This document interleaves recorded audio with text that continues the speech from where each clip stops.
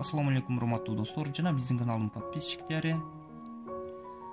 Математикада кездешүүчү, жалпы республикалык тестте жана жаш окуучулардын ортосунда өткөрүлгөн олимпиадаларда келүүчү эсепке көңүл бурсак. Эсептин берилиши 1 бөлүнгөн 1 көбөйтүү 2 плюс 1 бөлүнгөн 2 көбөйтүү 3 плюс 1 бөлүнгөн 3 көбөйтүү 4 плюс жана башка плюс 1 бөлүнгөн n көбөйтүү n плюс 1 барабар эсенди табуубуз керек. Башкача айтканда, бул эсептин жалпы суммасын эсептөөчү формуланы табуубуз керек. Кантип табабыз? Анда эмесе чыгаруу жолуна өтсөк,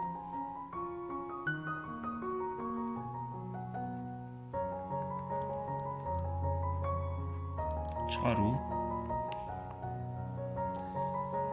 ар бир бөлчөктү башкача бир түрдө жазып алышыбыз керек. Мисалы, биринчи бөлчөктү 1 бөлүнгөн 1 көбөйтүү 2 1 минус 2ден 1 деп жазып алсак болот. Кашага алып коеюн. Экинчи бөлчөктү экинчи каша ичине төмөнкүдөй кылып жазып алсам болот. 1 бөлүнгөн 2 минус 1 бөлүнгөн 3.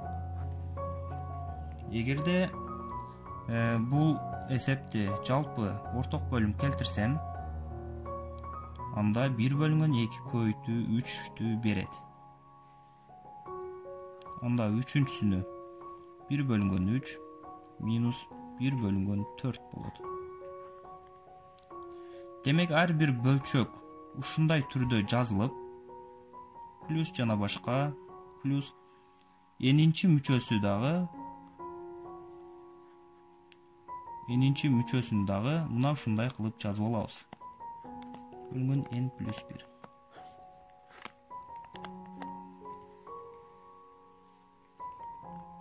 барабар sn. Мындан байкап көрө турган болсок, кашаларды ачып жиберсек, 1 минус 2ден 1 плюс 2ден 1 минус 3дөн 1 плюс 3дөн 1 минус 4дөн 1 плюс жана башка плюс 1 бөлүнгөн n минус 1 бөлүнгөн n плюс 1 барабар sn. Бул жерден байкап көрө турган болсок, минус 2ден 1 менен плюс 2ден 1 жоюшуп кетет. Минус 3дөн 1 плюс 3дөн 1 жоюшуп кетет. Мына ушинтип жоюшуп олтуруп, жыйынтыгында плюс n 1ге чейин жоюшуп кетет. Жыйынтыгында sn барабар 1 минус 1 бөлүнгөн n плюс 1 калат. Эгерде бул жерде жалпы орток бөлүм келтирип эсе толук чыгарып кое турган болсок,